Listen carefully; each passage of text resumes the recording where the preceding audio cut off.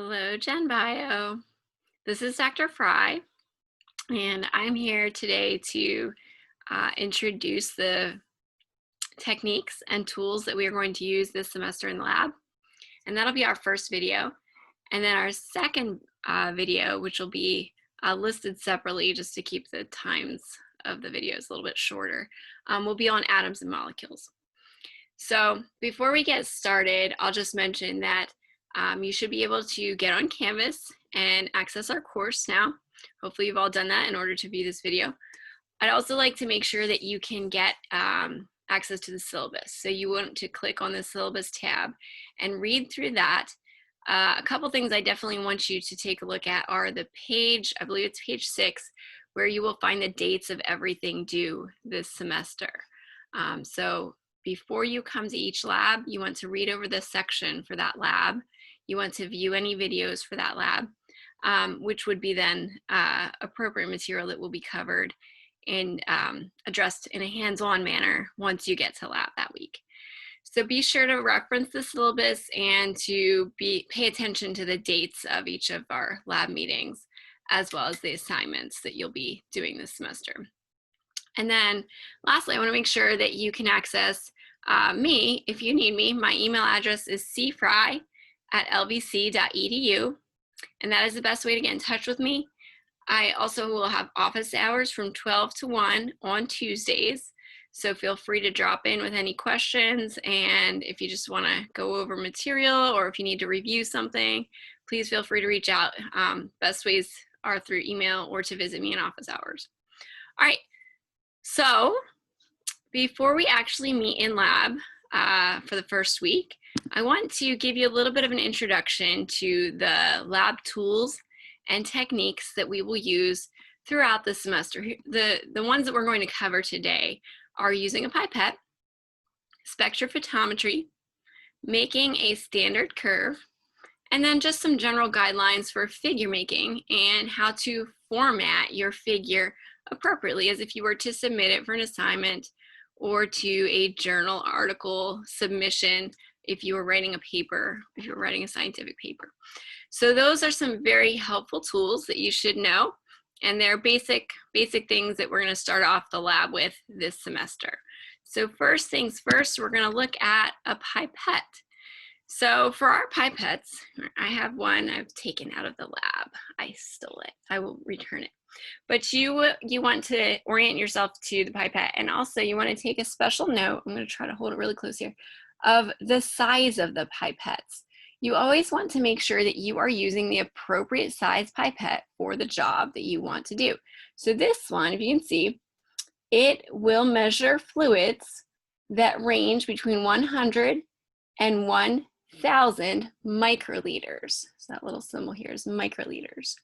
Okay, now pipettes come in different sizes, so you want to take a look at what is the range that the pipette that you have is appropriate for, and make sure it applies to the volume that you would like to measure. Okay, so look for that first, and once you have the appropriate size pipette, you can set your pipette to the desired volume. So if you look then, if you turn the pipette, this one right now says 500. That is 500 microliters, okay?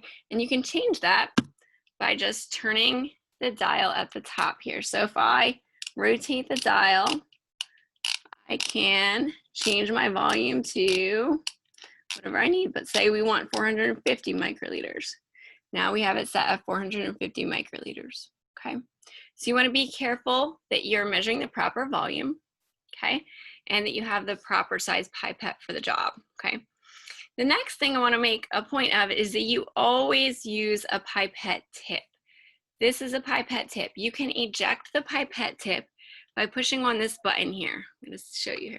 So you just push that button and off comes the tip. You put the tip back on. You'll usually do that out of a case of pipette tips. Okay, and so there will be also different size pipette tips, which are appropriate for the different size pipettes. This one is a larger pipette, so it's going to use a blue tip. We have yellow tips for the smaller pipettes that are in our lab. Sometimes they're clear or white as well. So you want to make sure you get the proper size pipette tip and that you always use a tip. If you were to suck fluid up into your pipette without using a tip, you would ruin the pipette and we'd have to get it fixed. So that is not something that I would advise, okay? All right, so basic use of a pipette, if you've never done this before, is that you want to draw fluid up into the tip and you want to eject it into another container. So for instance, I have here a little conical tube with some water in it, okay? So the way that we do this, to draw fluid up into the tip, first thing you do is you want to push down the button at the top. Now, when you're in lab, I want you to hold your pipette and get a feel for it. Take note that there are actually two different points of resistance when you push on the button. So the first point of resistance, and then if you push past that, there's a second point of resistance, okay? When you draw fluid up, you want to just depress the button to the first point of resistance, and that will get you the volume that you have set on your pipette. So I'm going to do that. I'm going to put pipette down to the first stop point, first point of resistance on my button, and then I'm going to insert my tip into my fluid. Now you don't want to insert the whole pipette into the fluid, just the tip, okay? You don't want to get the pipette itself wet. Okay, so you insert your tip and then you slowly, get in view, slowly release the button so that then you've got fluid in your tip, okay? And now you can transfer that fluid to another container. So I'm gonna put this one away. And here I've got a clean conical tube.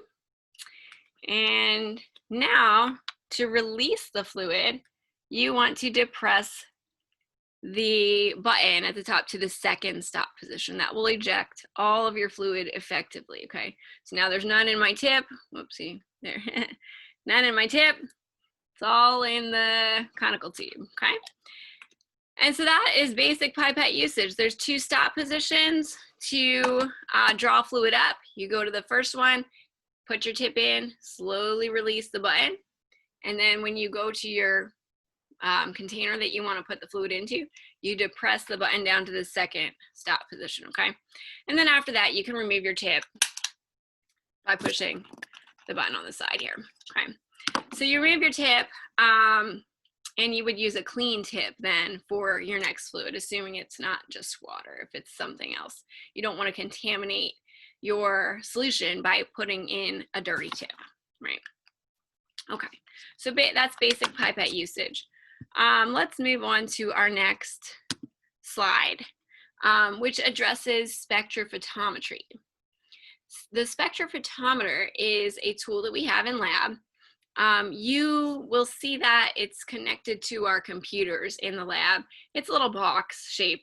It is symbolized here by this gray box on the screen. I don't know if you can see my pointer, but it's a black box and it holds what we call a cuvette. So you need a spectrophotometer. It needs to be hooked up to the computer, and you will need a cuvette, which is this item here. It's a little clear plastic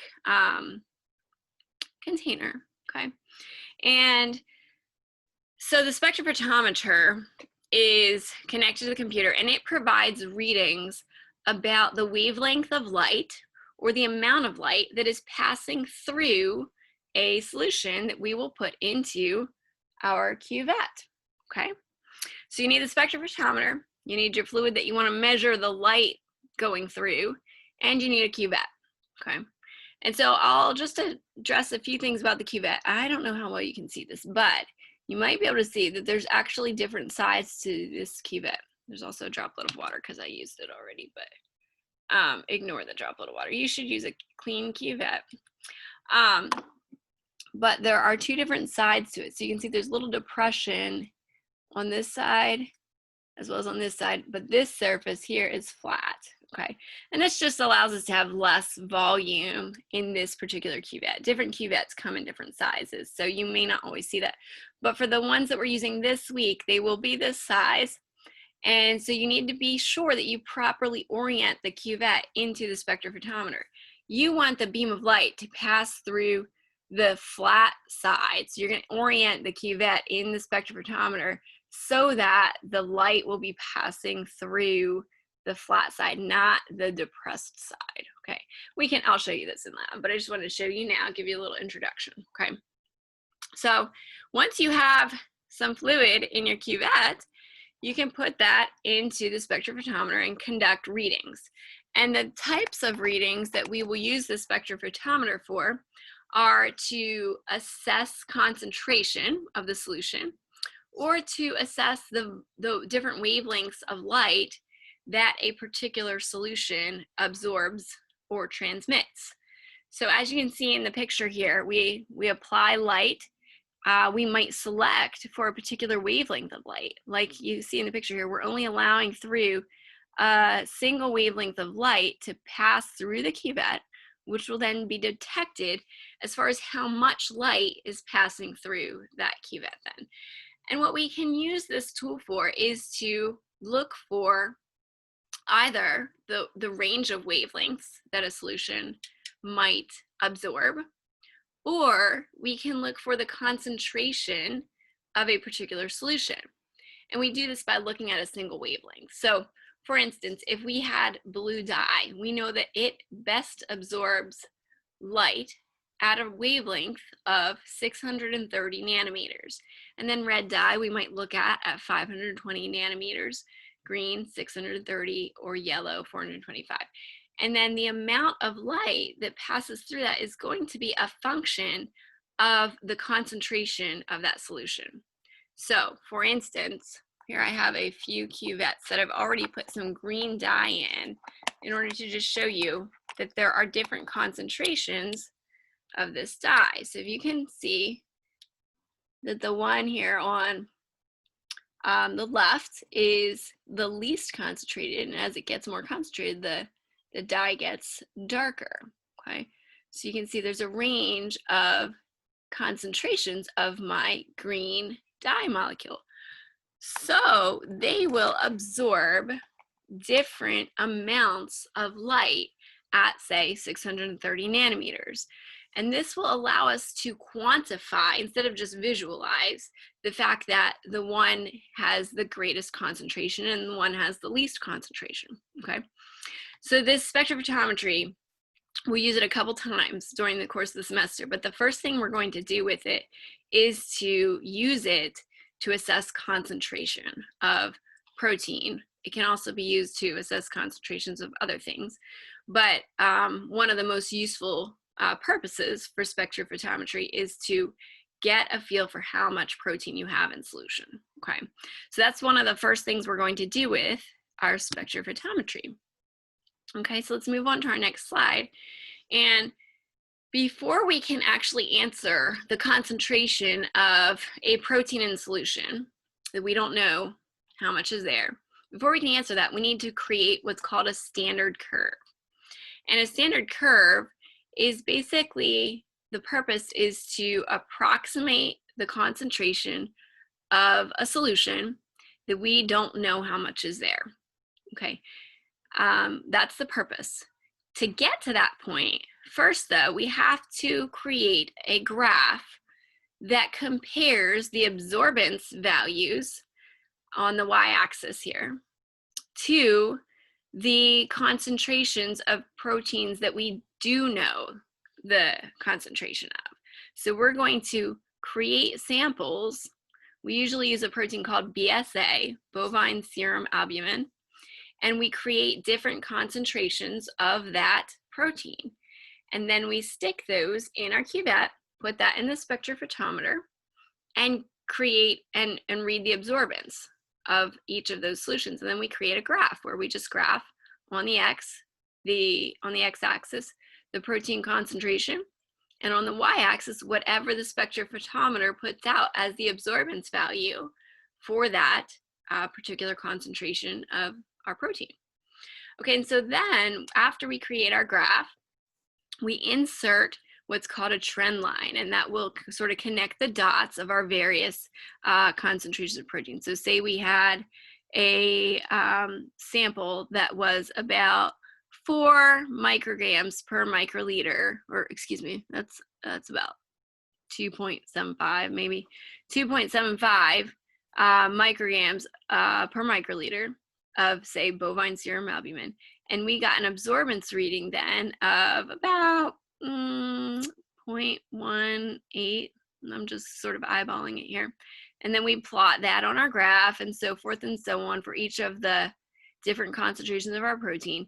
We'd add a trend line, and then we'd add an equation that basically represents the slope of this trend line. Okay, so once we have that, then we can use that equation and find out the concentration of a protein that we don't know the concentration of.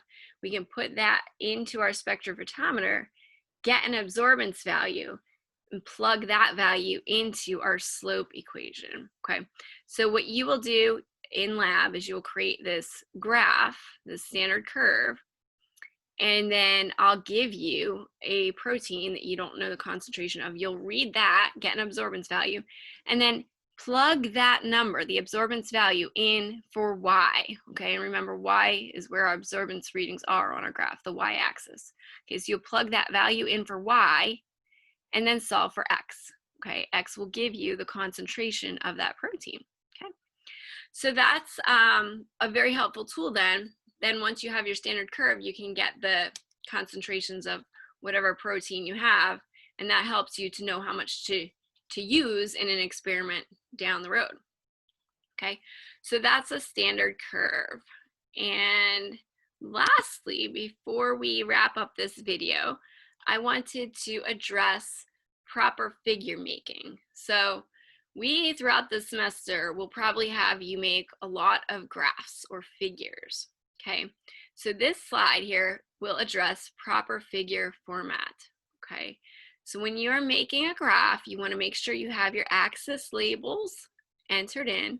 So for instance, if you use drops of dye and read the absorbance value, you would make sure you labeled those axes so that the reader, if they have not been exposed to this material, they can look at your graph and understand what exactly you're telling them here. So you want to have your axis labels for sure. If you need a legend, you want to include that. This one does not need a legend because it's a very simple linear graph. You do want to make sure that your data fits nicely in the space provided. So for instance, say your last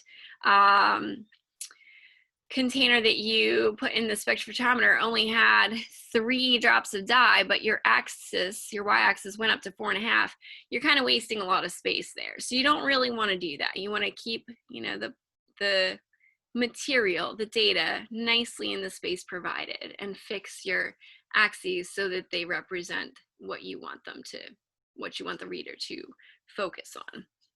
And then lastly, and this is very important, students often will mix this up, but we need to have always a figure number. So if it's the first figure that you are giving me for a paper, it would be figure 1. Any others that go in that paper would be 2, 3, 4, and so on. So you would probably start with figure 1. If it's the second one, this is figure 2. You need to then have a title, a figure title. Okay, so the title here is absorbance values of known dye concentrations. Okay, and these will go below the figure, not above. You don't want to have your title above. The proper format for scientific writing is to have the figure number, the figure title, and then also a caption below the figure, all of that below the figure. Once in a while, we'll do tables, which are just basically spreadsheet columns, okay, of data. And in that case, that's formatted differently. For that one, you put the title above the table. But for a figure, which is a graph, you want to put all this information below, okay? And you need to have a little bit of an explanation in your caption, which tells the reader what your graph, what your figure is showing them, what you want them to take from the figure, okay? So that is the last slide for this presentation. There will be another video for atoms and molecules, okay? But I wanted to break it up into smaller chunks for you guys. All right, so any questions, shoot me an email and I will see you in lab. Have a great day.